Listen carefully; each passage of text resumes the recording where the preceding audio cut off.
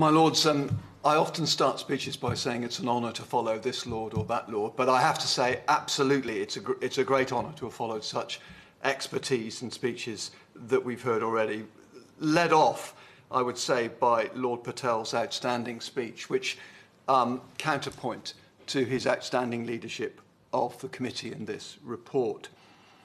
My Lords, we're here today to celebrate the second birthday of this report. It was published in April 2019, when I was a member of that committee, the Science and Technology Committee. The government responded in July of that year, 2019. Since the summer of 2019, it's safe to say some water has passed under the bridge. And the first of that was, of course, the general election in 2019, and then, of course, COVID. The general election means that, in fact, it's a different Conservative government to the one that made the initial response, although I note the Minister has remained the same. So I'm assuming that the Minister stands by that response that was made by this different Conservative government, and we're not, as in other cases, dealing with a distancing. When it comes to the pandemic, the criminal justice system has, like all aspects of public life, come under extreme pressure. So the backdrop for discussing this could hardly be more difficult. And that's not only because of the virus. The Lords Constitution Committee set out issues last month. The pandemic, it said, has left the courts system in England and Wales in crisis, with a backlog of cases that will take years to clear.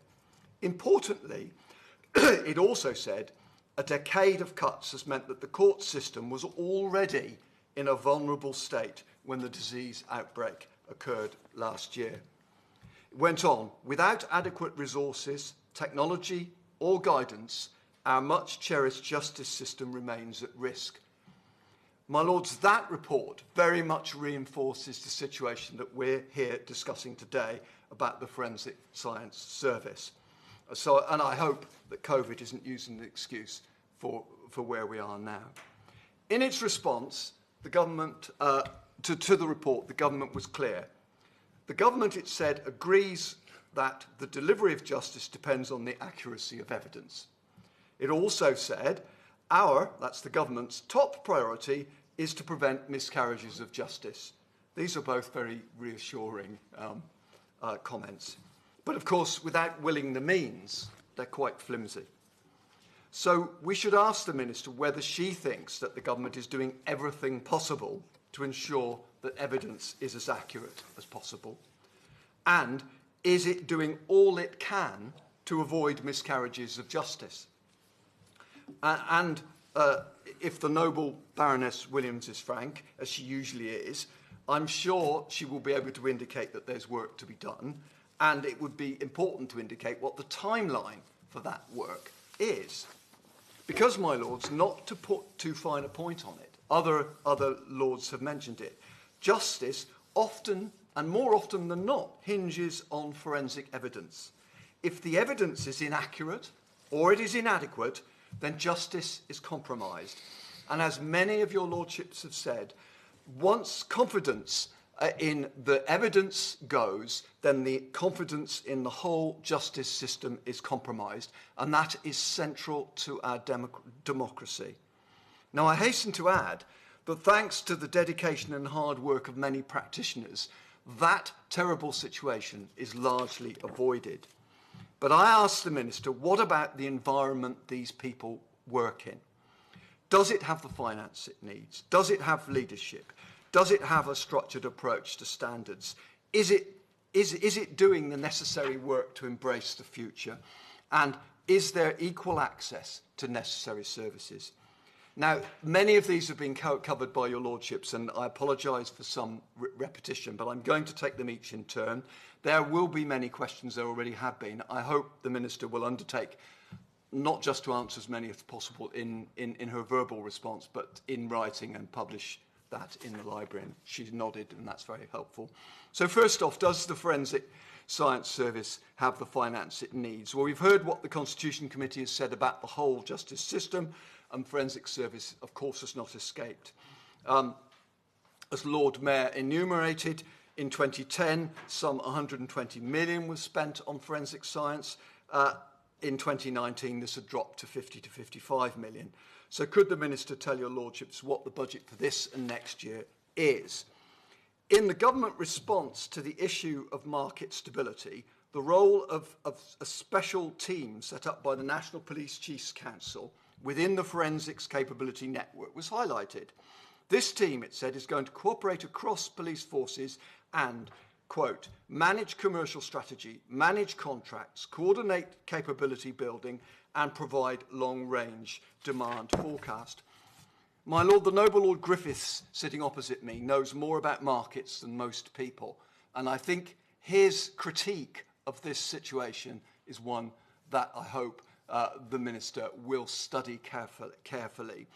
I had written down the words, this is a good way of creating a more effective monopsony, and that is exactly what is happening. It does not help the structure of the service providers one iota. But that said, what actually has this body done? How many police forces are now bought into the network, and by exclusion, how many are not bought into this network, and what concrete initiatives have we seen over the past 2 years on the subject of market and market structure? How does the government actually assess the stability of the market, or indeed who does it rely on to make that assessment for it? And of course, some private sector companies, as we heard from Lord Winston, have adapted their services for COVID-based services, but I think we need to study this on pure forensic service terms. The government also committed to provide all budget holders with data and measures to assess the impact of forensic spend on outcomes in criminal justice system. Now, I find this a very intriguing sentence. So what outcomes is it targeting?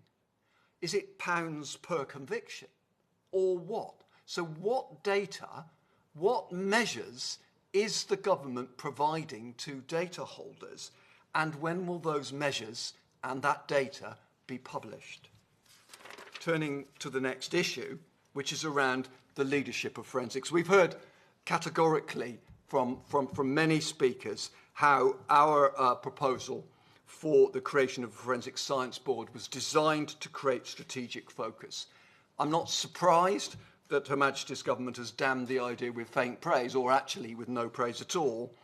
On the other hand, what it offers is an alphabet soup. The MOJ, the Home Office, the National Police Chiefs Councils, Forensic Capability Network, College of Policing, Criminal Justice Boards, UCAS, the Chartered Society of Forensic Science, UKRI, the Forensic Sciences Regulator, and of course all the companies in the private sector providing the service. And I'm sure I've missed some out. So, Minister, I have one simple question.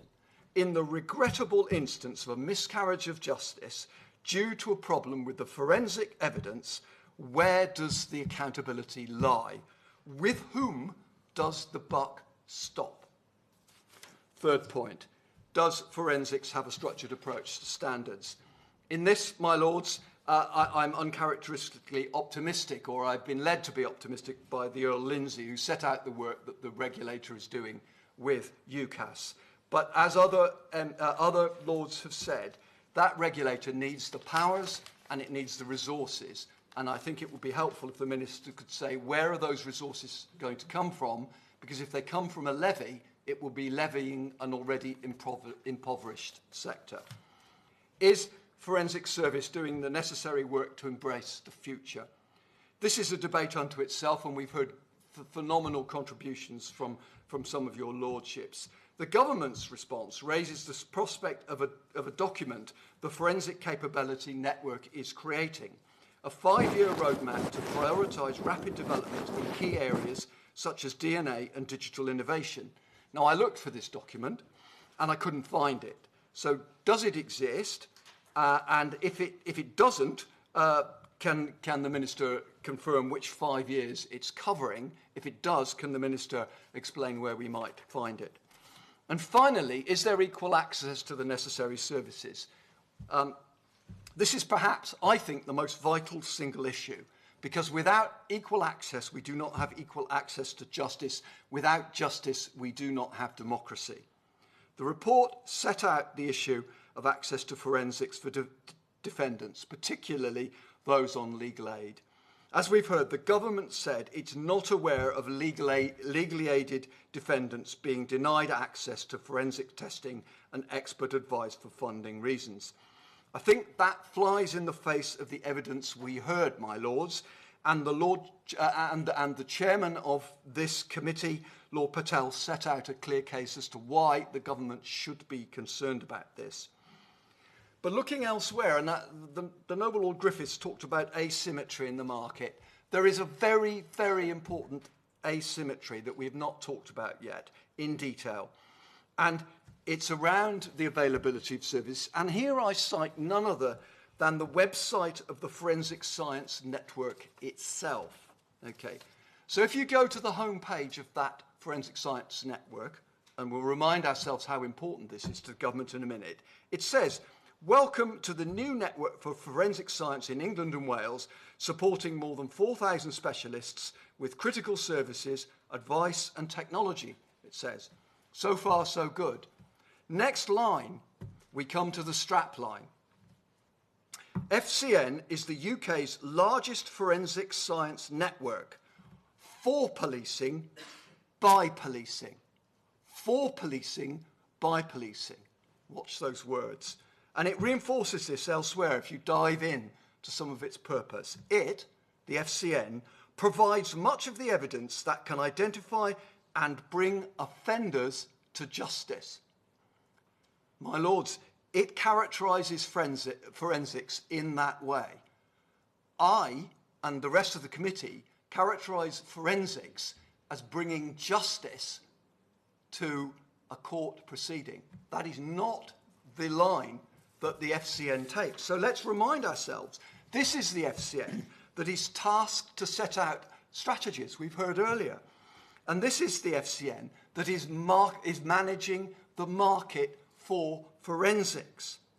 Lord Thomas spoke about the need for independence. This is in no shape or form independence.